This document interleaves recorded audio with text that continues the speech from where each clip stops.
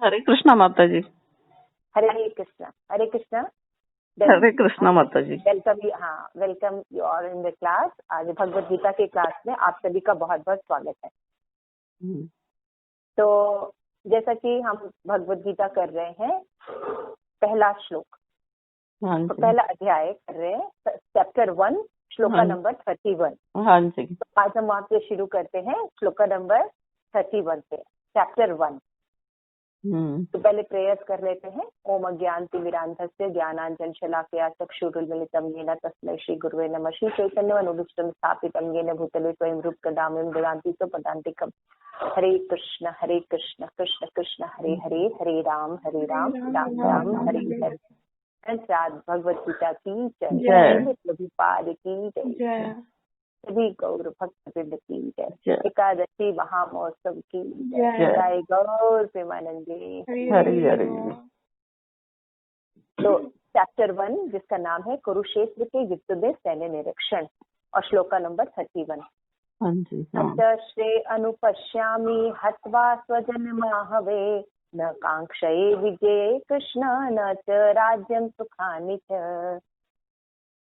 साथ में पढ़िए। न च श्रे अनुपश्यामि हत्वा स्वजनमाहवे, न कांक्षये विजयं कृष्ण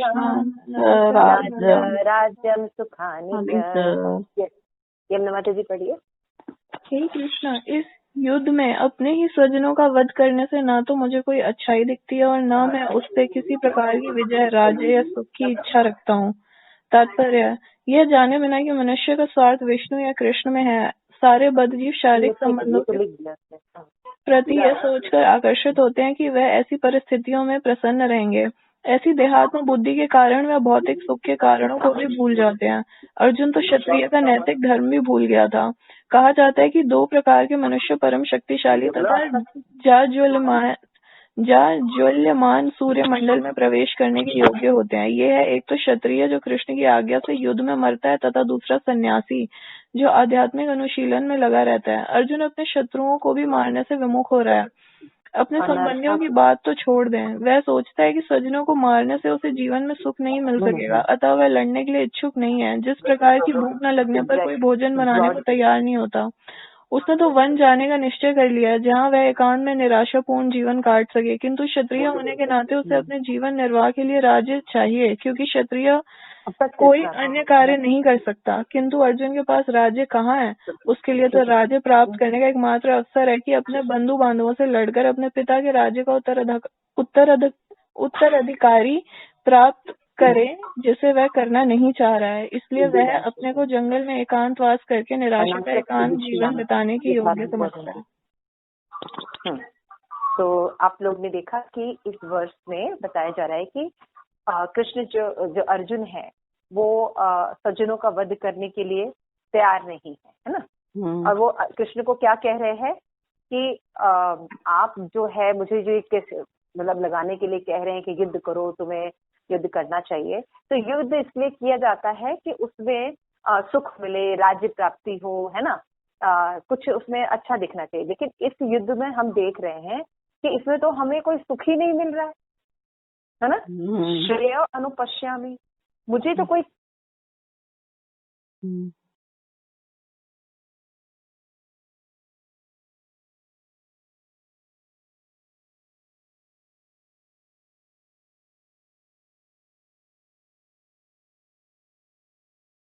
है ना, क्योंकि उस अपने स्वजनों के रक्त से सना हुआ वो राज्य हम कैसे भोग कर पाएंगे। तो क्या लग रहा है यहाँ पे अर्जुन को कि श्रेय अनुपश्यामी, हमें कोई कल्याण नहीं दिख रहा है। इसी तरह हम कोई भक्ति करते हैं, जब माला करते हैं तो भी लगता है कि इस माला करने से क्या है, हमारी कितनी रिस्पॉन्सिबिलिटी है वो ज्यादा जरूरी है करना। इस माला करने में ज्यादा श्रेयस तो दिखता नहीं है ना। भागवत क्लास जाने में क्या फर्क पड़ता है, भगवत गीता क्लास करेंगे, अरे ठीक है आज कर लेंगे 2 दिन, आज ज्यादा इंपॉर्टेंट काम है आज हम कर लेते हैं, है ना। भगवत गीता रेगुलर पढ़ने की क्या जरूरत है, या मंदिर जाने की क्या जरूरत है, या कोई सेवा करने की क्या जरूरत है ना। ऐसे हम सोचते हैं। इसमें श्रेयस क्या है, इसमें श्रेयस नहीं दिखा जाता। तो जब हम मेटीरियल अवस्था में रहते हैं, मेटीरियल बंधन कल्मश अवस्था में रहते हैं, तो शुद्ध स्थिति को नहीं देख सकते। शुद्ध स्थिति को वो व्यक्ति देख सकता है जो शुद्ध हो, है ना, सीधी सी बात है। तो लेकिन हम जब अशुद्ध अवस्था में देखते हैं तो हम क्या देखते हैं कि हमारा आहार, निद्रा, भय, मैथुन ये सॉल्व हो रहा है, क्योंकि हम भौतिक स्तर पर होते हैं, भौतिक कल्मश स्टेज पर होते हैं। लेकिन जो हाईली स्पिरिचुअल स्टेज पर होते हैं वो क्या देखते हैं कि हमारा जन्म, मृत्यु, जरा, व्याधि है वो सॉल्व हो रहा है कि नहीं, हमारे जो एक्शन चल रहे हैं, हम जो कार्य कर रहे हैं उससे जन्म, मृत्यु, जरा, व्याधि सॉल्व हो रहा है कि नहीं, भगवान प्रसन्न हो रहे हैं कि नहीं। समझ में आ रहा है, अंदर समझ में आ रहा है। हाँ जी, हाँ जी। यहाँ पे अर्जुन कह रहे हैं कि यह जाने बिना कि मनुष्य का स्वार्थ जो है वो शारीरिक संबंध के प्रति आकर्षित नहीं होना बल्कि भगवान की भक्ति करना है, वो जो है वो मनुष्य जब कल्मश अवस्था में रहता है तो नहीं समझ पाता है। तो कहता है देहात्म बुद्धि के कारण हम क्या समझते हैं कि भौतिक सुख के कारण जो है वो को भी भूल जाते हैं। ऐसा देहात्म बुद्धि के कारण कि मतलब हम शरीर हैं, ये रिलेटिव हमारे हैं, है ना, इसके कारण क्या करते हैं हम भौतिक सुख के कारणों को भी भूल जाते हैं। तो अर्जुन क्षत्रिय है और नैतिक धर्म भी भूल गया, है ना। कहा जाता है कि 2 प्रकार का परम शक्तिशाली और जाजलमान मंडल में प्रवेश करता है। एक तो क्षत्रिय जो कृष्ण की आज्ञा से युग में मरता है और दूसरा सन्यासी जो आध्यात्मिक अनुशीलन करता है। ये दोनों भगवत धाम चाहते हैं। तो अर्जुन अपने शत्रुओं को मारने से विमुख होता है। क्षत्रियों का धर्म है कि कोई युद्ध है तो उसको लड़ा जाए, और ये धर्म तो भगवान की प्रसन्नता के लिए था, ये नहीं कि किसी को राज्य चाहिए था। भगवान धर्म की स्थापना करने के लिए युद्ध कर रहे थे, तो ये युद्ध बहुत इंपॉर्टेंट था। लेकिन यहाँ पे अर्जुन जो है युद्ध से विमुख हो रहा है। वो सोचता है कि स्वजन को मारने से उसे जीवन में सुख नहीं मिलेगा, इसलिए क्या करता है, ये लड़ने के लिए इच्छुक नहीं था। जिस प्रकार सुख की भूख न लगने पर कोई भोजन बनाने को तैयार नहीं होता उसे तो वन जाने का निश्चय कर लिया है, एकांत में जाने का निश्चय कर लिया है कि मतलब मार के क्या होगा, मैं तो चला जाऊंगा सब कुछ छोड़कर वन में जाकर भिक्षा मांगूंगा। जबकि एक क्षत्रिय के लिए भिक्षा मांगना भी बहुत बड़ा कार्य होता है, मतलब वो ऐसे नहीं कि बहुत सही कार्य होता है। तो यहाँ पे वही बता रहे हैं कि अपने जीवन निर्वाह के लिए राज चाहिए, क्योंकि क्षत्रिय को अन्य कोई कार्य नहीं करना होता है।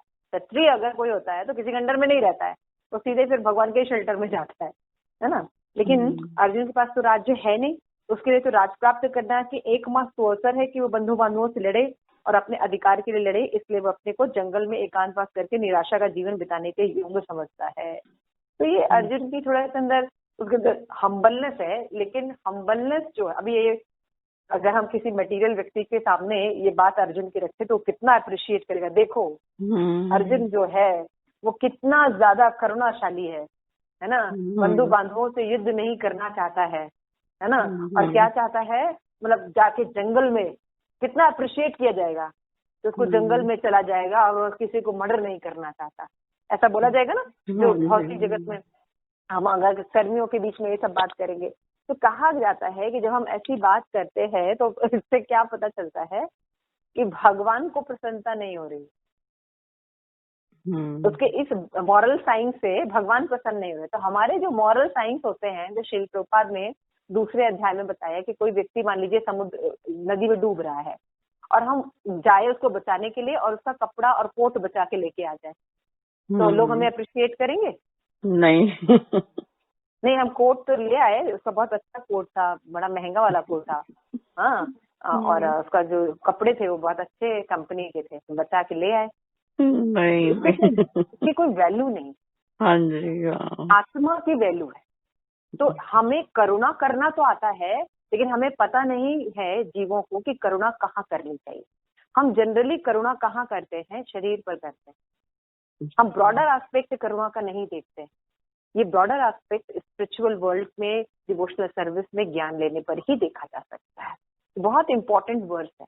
हम जब भक्ति करते हैं तो हमारे सारे स्वजन हमारे खिलाफ रहते हैं, हमारा बेटा, हमारा बहू, हमारी बहन, बेटी, हमारे बाकी लोग सब तिरस्कार करते हैं, लड़ना पड़ता है। तो उस समय स्वजनों की बात नहीं सुननी है। क्यों? क्योंकि ये तो शरीर है, इसलिए है, ये सामने है। लेकिन हमारा असली संबंध तो भगवान से है, ये तो गलत नहीं है ना। और हम जो जप कर रहे हैं इससे किसी का कोई हानि नहीं है ना। हाँ जी, तो ये गलत नहीं है। इसको सेंड करना मायापुर तो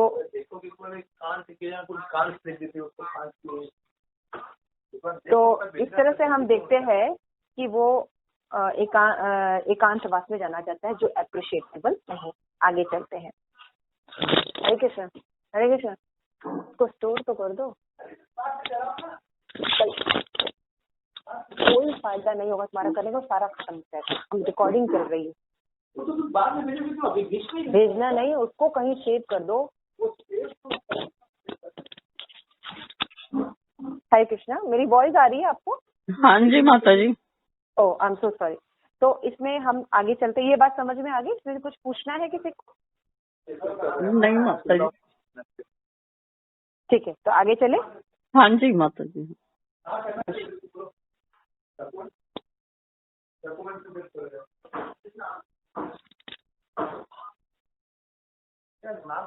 थोड़ी होता है।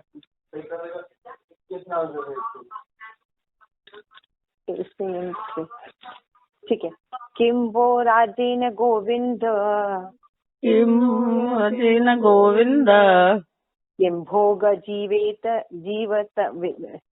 जीवितेन वा, किम भोगे जीवितेन वा, येषार्थं काङ्क्षितं नो राज्यम्, येषाम् अर्थे कादचितं न राज्यम्, भोगां सुखानि च। भोगां सुखानि च। अब साथ में पढ़ते हैं। तम इमे व्यवस्थानि युद्धे प्राणाय त्वययानि च, आचार्य पितृ पुत्र च पितामह, मातुल्या ससुरा पौत्रा श्यामा संबंधिनी तथा, एतान् हन्तुमिच्छामि ततोऽपि मधुसूदन, अपि त्रैराज्यस्य हेतो किं नु मही कृते, निहद्राष्ट्राणां का प्रीति स्यात् जनार्दन। हाँ, यस माता जी पढ़िए।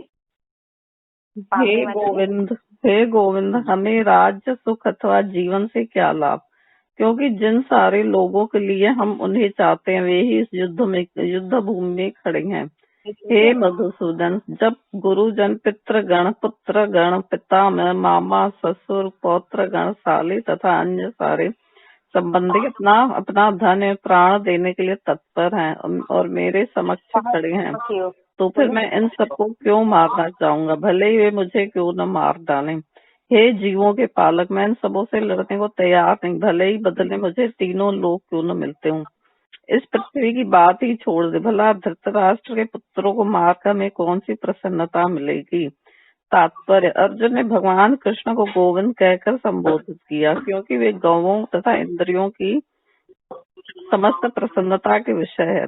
इस विशिष्ट शब्द का प्रयोग करके अर्जुन संकेत करता है कि कृष्ण यह समझे कि अर्जुन की इंद्रियां कैसे तृप्त होंगी, किंतु गोविंद हमारी इंद्रियों को तुष्ट करने के लिए नहीं है। हाँ, यदि हम गोविंद की इंद्रियों को तुष्ट करने का प्रयास करते हैं तो हमारी इंद्रियां स्वतः तुष्ट होती हैं।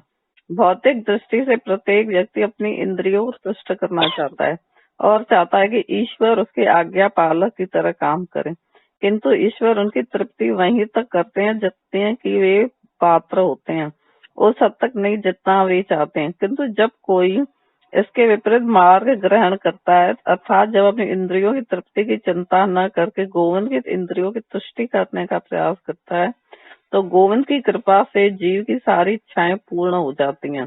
यहाँ पर जाति तथा कुटुंबियों के प्रति अर्जुन का प्रगाढ़ स्नेह आंशिक रूप से इन सबके प्रति उसकी स्वाभाविक करुणा के कारण है, अतः वह युद्ध करने के लिए तैयार नहीं है। हर व्यक्ति अपने वैभव का प्रदर्शन अपने मित्रों तथा परिजनों के समक्ष करना चाहता है, किंतु अर्जुन को भय है कि उसके सारे मित्र तथा परिजन युद्ध में मारे जाएंगे और विजय के पश्चात उसके साथ अपने वैभव का उपयोग नहीं कर सकेगा। भौतिक जीवन का यह सामान्य लेखा जोखा है, किंतु आध्यात्मिक जीवन इससे सर्वथा भिन्न होता है, क्योंकि भक्त भगवान की इच्छाओं की पूर्ति स्वीकार करना चाहता है, तो भगवत इच्छा होने पर वह भगवान की सेवा के लिए सारे ऐश्वर्य स्वीकार कर सकता है, किंतु यदि भगवत इच्छा ना हो तो वह एक पैसा भी ग्रहण नहीं करता। अर्जुन अपने संबंधियों को मारना नहीं चाह रहा था, और यदि उसको मारने की आवश्यकता हो तो अर्जुन की इच्छा थी कृष्ण स्वयं उसका वध करें। इस समय उसे यह पता नहीं है कि कृष्ण उन सबों के युद्ध भूमि में आने के पूर्व ही मार चुके हैं और अब उसे निमित्त मात्र बनना है। इसका उद्घाटन अगले अध्याय में होगा। भगवान का असली भक्त होने के कारण अर्जुन अपने अत्याचारी बंधु बांधवों से प्रतिशोध नहीं लेना चाहता था, किंतु यह तो भगवान की योजना थी कि सबका वध हो। भगवत भक्त दुष्टों से प्रतिशोध नहीं लेना चाहते, किंतु भगवान दुष्टों द्वारा भक्त के उत्पीड़न को सहन नहीं कर पाते। भगवान किसी व्यक्ति को अपनी इच्छा से क्षमा कर सकते, किंतु यदि कोई उनके भक्तों को हानि पहुंचाता है तो वे उसे क्षमा नहीं करते। इसलिए भगवान इन दुराचारियों का वध करने के लिए उद्यत थे, यद्यपि अर्जुन ने क्षमा करना चाहता था। हाँ जी। तो ये वर्ड जो है वो बहुत ही इम्पोर्टेंट है ना। तो इसमें बहुत कुछ हाईलाइटिंग पॉइंट है जो हमें सीखना चाहिए, ठीक है ना। तो आइए हम इस पर चर्चा करते हैं तो हमें पता चलेगा। तो यहाँ पे सबसे इम्पोर्टेंट चीज क्या है, इस श्लोक में भगवान को गोविंद नाम से पुकारा गया है, ठीक है। तो जब हम देखते हैं कि भगवान को कोई प्रेयर करते हैं या कोई भगवान को पुकारता है तो एक शब्द का प्रयोग करता है, और भगवान भी जब भक्तों को, जैसे अर्जुन को बोलते हैं तो अलग अलग अर्जुन के नाम को बोलते हैं, है ना। कभी कौनसे बोलते हैं, कभी धनंजय बोलते हैं। तो इसके पीछे रीजन होता है ना, कुछ रीजन होता है कि वो कुछ कहने जा रहे हैं। तो इसी तरह जब भक्त भी भगवान का नाम लेके करता है तो उससे पता चलता है, प्रयोजन पता चलता है कि अभी क्या करने जा रहा है। जहाँ पे देख रहे हैं कि जो गोविंद नाम जो है बहुत सार्थक है। यहाँ पे भगवान को गोविंद इसलिए कह रहे हैं कि गोविंद जो है, गोविंद नाम का मतलब होता है जो गो यानी इंद्रिया और गायों दोनों को संतुष्ट करते हैं। तो अर्जुन कह रहा है कि आपको तो मेरे मन की बात सारी पता है, आपको तो मेरे मन की बात पता है कि मैं स्वजनों से युद्ध नहीं करना चाहता हूँ। तो मतलब आपने क्या कभी अपने स्वजनों का वध किया था? आपने अपने स्वजनों का वध नहीं किया, लेकिन मुझे आप अपने स्वजनों का वध करने के लिए कह रहे हैं। अगर आपको युद्ध करना है, धर्म स्थापना करनी, तो खुद ही कर लीजिए, मुझे बीच में इन्वॉल्व करने की क्या जरूरत है? क्योंकि आप तो इंद्रियों को तुष्ट करते हैं। तो यहाँ पे भक्त चाह रहा है कि भगवान मेरी इंद्रियों को तुष्ट करे। ये भाव गलत है। अच्छा। जब हम चाहते हैं कि भगवान मेरी इंद्रियों को तुष्ट करे तो ये गलत भाव। एज अ सर्वेंट भक्त हमारा भाव है कि हम कैसे भगवान की इंद्रियों को तुष्ट करें। समझ रहे हैं? हाँ जी। भौतिक जगत में जो कर्म कांडी लोग हैं यही करते हैं ना। भगवान हम ये व्रत कर रहे हैं, ये व्रत का मतलब बिल्कुल रिजल्ट आना ही चाहिए, लड़की की शादी हो ही जानी चाहिए। बिल्कुल मतलब रोज हर कार्तिक में मंगला आरती आएंगे, हम 1000 दिए जलवाएंगे, हमारे यहाँ हमारा बिजनेस बढ़िया चलना चाहिए, है ना। तो यहाँ क्या कर रहे हैं, हम गोविंद की इंद्रिय तुष्ट नहीं कर रहे हैं, हम अपनी इंद्रियों को तुष्ट करते हैं। हमारा पेट गड़बड़ रहता है तो हम क्या करते हैं, बेस्ट आइडिया है कि हम इस्कॉन में जो रेगुलेटिव प्रसाद है वो खाएं। अच्छा। इसलिए नहीं कि वो भगवान को रिकमेंड किया गया है ना। हमारा जो डाइजेस्टिव सिस्टम बिगड़ा हुआ है, उससे कई रोग हो रहे हैं, तो हम शाकाहारी हो जाए और एक डाइट, नेचुरल डाइट ले, शाकाहारी डाइट ले, इजी डाइट ले, तो क्या होगा, हम बहुत अच्छा हमारा डाइट हो जाएगा। तो भक्ति करने के लिए पर्पस नहीं। तो ये सब जो शुरुआत के लिए तो ठीक है, जब हम भक्ति करते हैं तो शुरुआत के लिए ठीक है, लेकिन ये बहुत अच्छा मूड नहीं है। भक्त जो वो होता है जो किसी भी परिस्थिति में भगवान की इंद्रियों को तुष्ट करने की कोशिश करे। समझ में आ रहा है यमुना जी? हाँ जी, समझ गई। हाँ। और दूसरी यमुना जी को, हाँ उसको यशो अभी आ रही है, वो उधर वॉशरूम में गई है। ठीक है, कोई बात नहीं। तो अभी आपको समझ में आ रही बात? समझ में? हाँ जी, very important, it's very important बात कि भौतिक दृष्टि से प्रत्येक व्यक्ति अपनी इंद्रियों को तुष्ट करना चाहता है और चाहता है कि ईश्वर उसकी आज्ञा पालन करे। लेकिन यहाँ पे सिद्धांत को समझना चाहिए, भगवान तब तक फैसिलिटेट करते हैं जितना जरूरी होता है, ये नहीं कि जब तक उसकी इच्छा होती है। जीव तो कुछ भी बुलिश थिंग, मतलब एक व्यक्ति तो किसी का रेप भी करना चाहेगा, एक व्यक्ति तो किसी का धन भी लूटना चाहेगा, है ना। समझ ना मतलब? हाँ जी। लेकिन एक भगवान एक लिमिट तक देते हैं। ये नहीं कि उस जीव की जितनी इच्छा होती तब तक उसको तृप्त करते रहते हैं। एक ये इम्पोर्टेंट पॉइंट है। और दूसरा यहाँ पे देखते हैं कि अपनी इंद्रियों की तृप्ति की चिंता न करके गोविंद की इंद्रियों को तुष्ट करने का प्रयास करता है, तो गोविंद की कृपा से उस जीव की सारी इच्छाओं की पूर्ति हो जाती है। ये नहीं कोई जानता। हम जब भगवान की सेवा करेंगे, वो हमारे पिता है, तो क्या वो हमारी इंद्रियां तुष्ट नहीं होंगी? हाँ जी। भगवान ऐसी कौन सी आज्ञा देंगे? भगवान ऐसी आज्ञा देंगे कि हम विपत्तियों में न फंसे। जैसे माता पिता होते हैं, वो बच्चों को क्या आज्ञा देते हैं? बेटा रात में बाहर मत जाओ, गलत व्यक्तियों से बात मत करो, सुबह उठो, थोड़ा काम धाम किया करो, रिस्पॉन्सिबिलिटी लो, है ना? लेजीनेस मत शो करो। तो ये किसके कंसर्न के लिए? उनके कंसर्न के लिए नहीं, उस बालक के कंसर्न के लिए कि आगे जब वो चैलेंजेस फेस करेगा तो बहुत मुश्किल होने वाला। पोलाइट बोला करो, लोगों की रिस्पेक्ट किया करो, है ना? तो ये किसके लिए है? हम उस बालक के लिए ही। तो एक्चुअली जो हम भगवान की इंद्रियों को नहीं तुष्ट करते हैं, दरअसल हमारी सारी इंद्रियां तुष्ट होती। जैसे आप भक्ति कर रहे हैं तो ऑटोमेटिकली 4 नियम पालन कर रहे हैं, है ना? अभी मान लीजिए आपकी बेटी है या आपका बेटा है, तो अगर वो भक्त नहीं है तो कितनी चिंता होती है। अल्कोहल ना ले रहा हो, गलत संगत में न फंसा हो, कितनी चिंता होती है ना? हाँ जी, बिल्कुल। और जैसे अभी आपकी लड़की है, कहीं भी जाती है तो चिंता नहीं है आपको कि अभी दीक्षा है उसकी, तो 4 चीज का तो वो पालन करेगी। हाँ। तो कोई चिंता है नहीं? तो बिल्कुल। हमने दीक्षा ली भगवान की सेवा करने के लिए, एक ऑथेंटिक पाथ चुना, है ना? तो भगवान की इंद्रियां तुष्ट हुई। तो दरअसल भगवान की इंद्रियां तुष्ट हुई कि हमारी भी इंद्रियां तुष्ट हुई? भगवान की इंद्रियों की तुष्टि। हाँ, भगवान की इंद्रियां तुष्टि तो हमारी भी तो हो गई ना। हाँ, हमारी भाई हमें पता है कि हमारी बेटी है, अभी कहीं भी जा रही है तो मतलब ये 4 चीजें तो बची रहेगी, ये 4 चीजें तो नहीं करेगी, है ना? हाँ जी। क्या नहीं करेगी? कभी मांसाहार वगैरह नहीं करेगी, अल्कोहल वगैरह नहीं लेगी, ये नहीं कि हाँ वो लिविंग रिलेशनशिप में है, ऐसा नहीं करेगी, ऐसा नहीं करेगी।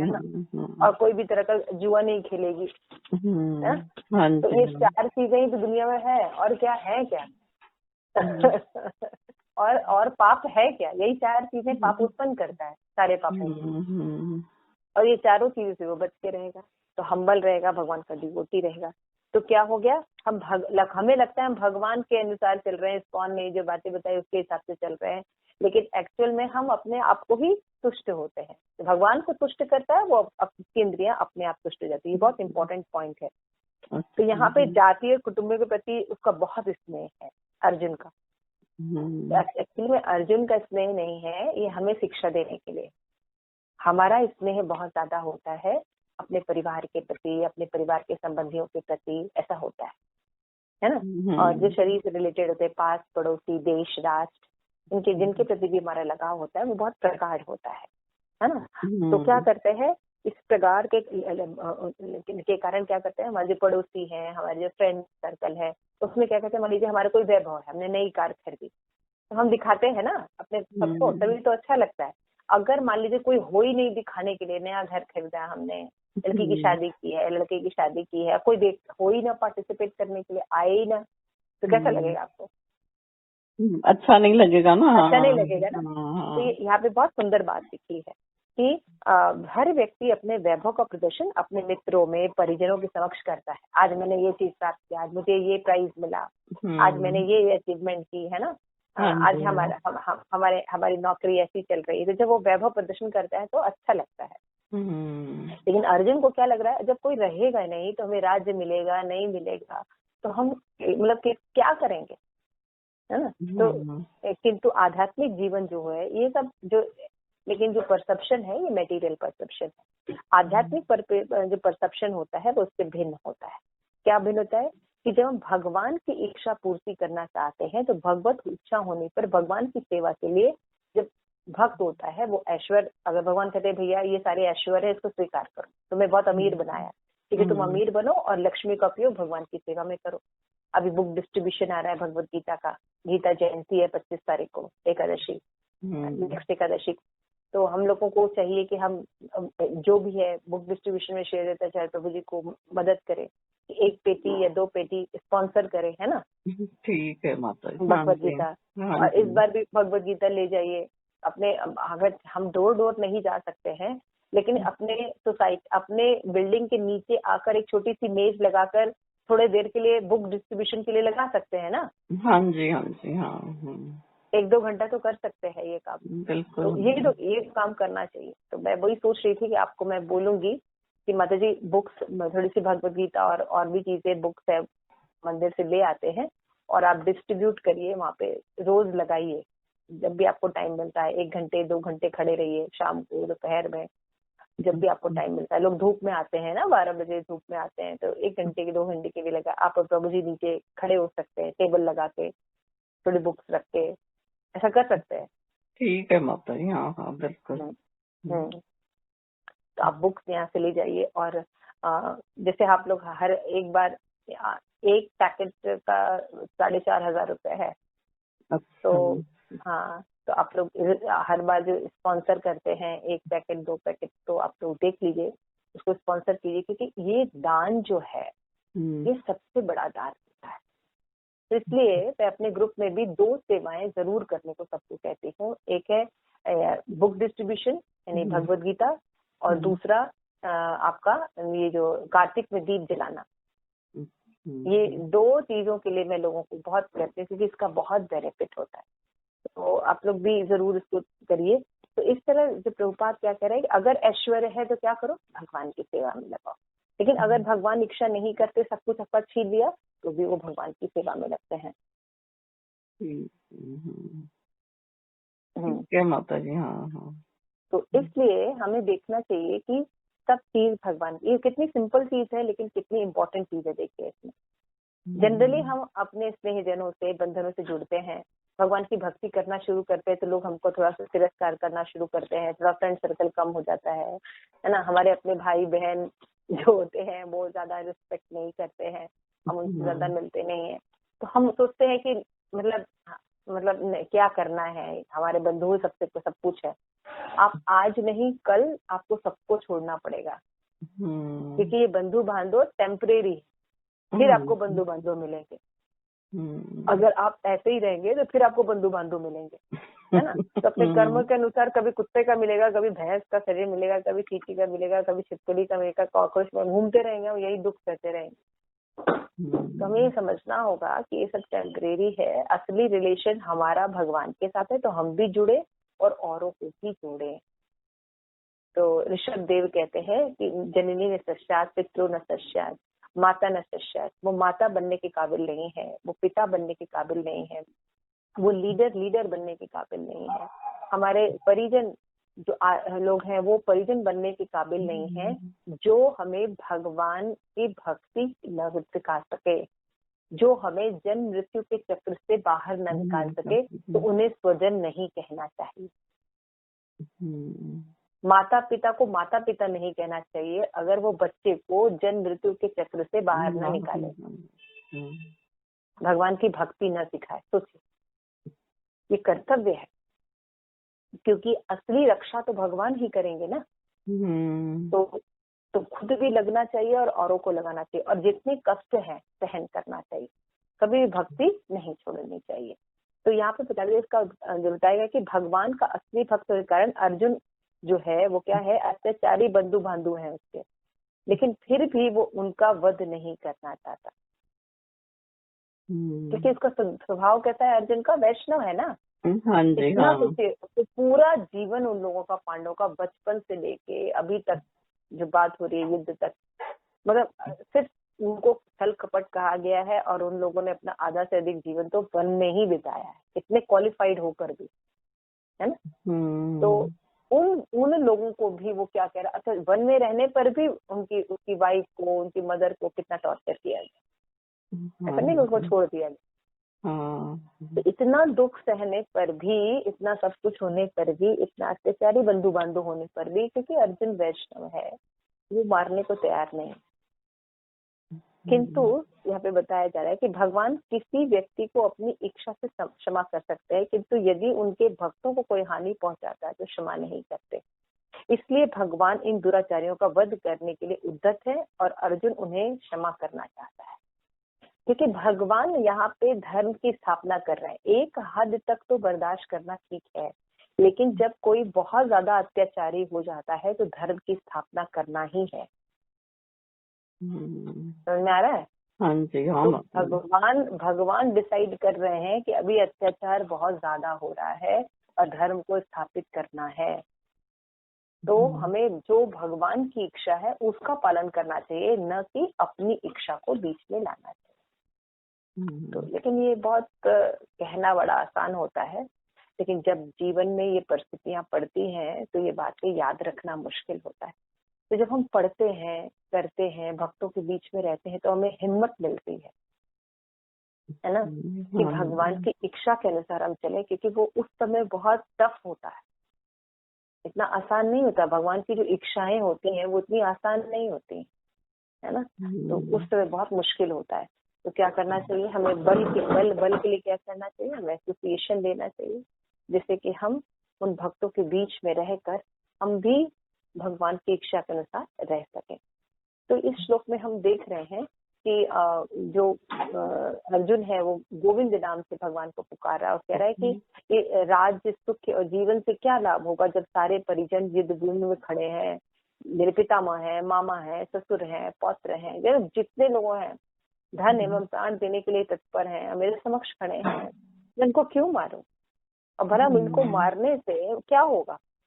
फिर भगवान को मधुसूदन शब्द कह रहे हैं कि आप मधुसूदन है ना, मतलब अपने असुरों का वध आप स्वयं कर सकते हैं। मधु नामक राक्षस को भगवान ने मारा था। मधु अज्ञानता का सूचक है। तो भगवान कोई भी कार्य करते तो वो किसी की जरूरत नहीं होती, वो इतने सक्षम है कि खुद ही कर सकते हैं। तो अर्जुन वही, आप तो मधुसूदन है, जनार्दन है, आप अपने काम खुद ही कर लीजिए, मुझे बीच में इन्वॉल्व करने की क्या जरूरत है? हाँ, भगवान कर लेंगे हम सोचते हैं, नहीं, प्रयास करना पड़ता है। प्रभुपाद ने प्रयास किया है ना, एडवांस स्टेज में, इतने ओल्ड एज में, श्री प्रभुपाद 65 के एज में लोग वृंदावन से बाहर नहीं निकलते। और प्रभुपाद वृंदावन को छोड़कर अमेरिका जैसे देश में, पाश्चात्य देश में गए। इसका मतलब आप सोच सकते हैं कि प्रभुपाद को कितना प्रेम था श्री भगवान से, है ना। जो लोग अभी वृद्धावस्था में वृंदावन में जाके बसना चाहते हैं, प्रभुपाद जो है पाश्चात्य देश में जाकर प्रयास किया ना उन्होंने धर्म की स्थापना करने के लिए। नहीं तो सोचते कि अरे कलयुग में कौन सुनेगा मेरी भगवद गीता के बारे में, कौन सुनेगा, सब तो इंद्रिय तृप्ति में लगे, मेरी बात कौन सुनेगा, है ना। लेकिन प्रभुपाद ने कितना दुख सहा एडवांस स्टेज में। सभी कुछ खुद ही करते थे प्रभुपाद, न रहने का ठिकाना, न किसी को जानते थे, न कुछ। सिर्फ जहाज से जा रहे थे तो 2 बार हार्ट अटैक आया, सोच के देखिए। और सारे समय जब प्रभुपाद को 1 महीना 1.5 महीना लगा था जाने में, पूरे रास्ते के उनको वो था ना, सी साइड अफेयर होता है, तो शिप में हमेशा उल्टी और वॉमिटिंग ऐसा उनको हमेशा रहता था।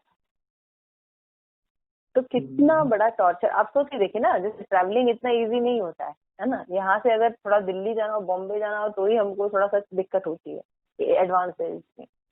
तो आप बताइए उतने एज में विदेश जाना, जो कोई और अगले का कुछ पता नहीं कि क्या मिलेगा क्या नहीं मिलेगा, कोई सपोर्टिंग भी नहीं था। तो भक्ति के लिए प्रयास करना पड़ता है, स्टैब्लिश करने के लिए। जैसे आगे अगर हम लोग तो प्रभुपाद की तरह नहीं कुछ करते हैं, लेकिन मान लीजिए हमारा एज ए साधक क्या है कि हम अपनी माला कर सके, 4 नियम का पालन कर सके, भगवान की थोड़ी सी भक्ति कर सके, जो सेवा मिल रही है वो सेवा कर सके। तो इसको करने के लिए हमें प्रयास करना पड़ेगा ना। हर दिन चैलेंज आएगा, कभी ऊपर होगा, कभी नीचे होगा, कभी स्वास्थ्य ठीक नहीं होगा, कभी मन नहीं करेगा, लेकिन नहीं, हमें चैंटिंग करनी है। क्यों? हमने अपने गुरु को वचन दिया है ना, हमने अपने गुरु को वचन दिया। अगर हम इस वचन को तोड़ते हैं तो साक्षी थे, भगवान है, धाम है, वैष्णव जन साक्षी थे, है ना, दिशाएं, अग्नि, ये सब साक्षी थे। तो क्या होता है, गुरु जो है हमारे कर्मा को लेते हैं, एक तो अनगिनत पाप वैसे ही करके हमने रखा हुआ है ना, अनगिनत पाप हमने करके रखे हैं। तो गुरु ने हमारे पाप वैसे ही लेके रखे हैं, और कितना अपराध की दीक्षा लेकर भी हम माला न करें, 4 नियम का पालन न करें, तो सारा अपराध गुरु के ऊपर जाता है। तो हमें सोचना होगा ये सब चीजें, ये पॉइंट, तो तब हमें बात समझ में आएगी कि जो भगवान कहते हैं उसको तृप्त करने में सबकी भलाई है, चले चाहे उसमें कितनी भी मेहनत करनी पड़े। तो अर्जुन जो है यहाँ ये बात नहीं समझ रहा है, वो ये समझ रहा है अपने पॉइंट ऑफ व्यू से कि सब मारे जाएंगे, क्या जरूरत है इतने उसकी, मुझे तो पृथ्वी मतलब तीनों लोगों का राज्य मिले तब भी मैं युद्ध नहीं करूंगा, इस पृथ्वी का राज अगर दिया जाए तो क्या करना। तो भला धृतराष्ट्र के पुत्रों को अगर मैं मार भी दूंगा तो मुझे क्या प्रसन्नता मिलेगी। तो ये करुणा है, लेकिन ये किसको अच्छी लगेगी ऐसी करुणा, जिनको हायर नॉलेज नहीं जिनको हायर नॉलेज नहीं है उनको ये नॉलेज बहुत अच्छी लगेगी। लेकिन कोई भी सिचुएशन है उसमें अगर हम भगवान की प्रसन्नता के लिए कार्य कर रहे हैं तब तो वो ठीक है, अदरवाइज सब बेकार। ठीक है, तो यहाँ पे हमें ये सब बहुत अच्छा नॉलेज है, तो इसको हमें सीखना। कोई प्रश्न है माता जी? नहीं माता जी। बातें क्लियर हो रही है? हाँ जी माता जी, हाँ। कि कितनी मेहनत करनी पड़ती है, ऐसा नहीं ये सब कुछ हो जाएगा भगवान सब देख लेंगे, नहीं, मेहनत करनी पड़ती। जब भगवान हमारा प्रयास देखते हैं तब उस पर हम पर कृपा करते हैं। ठीक है, श्री प्रभुपाद की जय, ग्रंथराज श्रीमद भगवद गीता की जय, आप सभी गौर भक्त वृंद की जय, गौर समस्त हरि हरि।